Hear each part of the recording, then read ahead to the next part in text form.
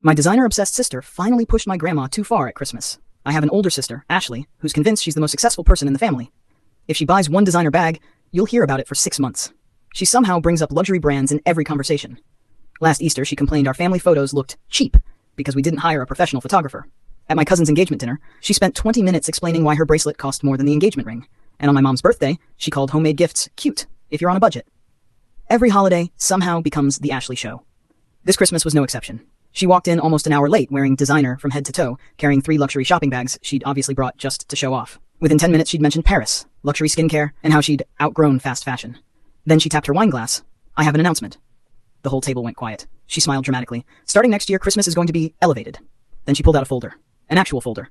Inside were mood boards, expensive table settings, and a page titled Minimum Gift Expectations. She looked around the table and said, I think we're all a little too old for homemade gifts. It's honestly embarrassing. You could have heard a pin drop. My mom looked devastated. She'd spent weeks knitting everyone's Christmas stockings, but Ashley still wasn't done. I just think it's time this family embraced a more luxurious lifestyle. That's when my grandma slowly put down her fork. She smiled. Oh, sweetheart. That's rich, Ashley grinned. I know. Grandma shook her head. No, dear. I mean, it's a rich thing to say when you borrowed $12,000 from me last month because you couldn't pay your credit card bill. Silence. Complete silence. Ashley just stared. What? Grandma calmly walked into the hallway and came back with the tiny notebook she'd kept for years. She opened it.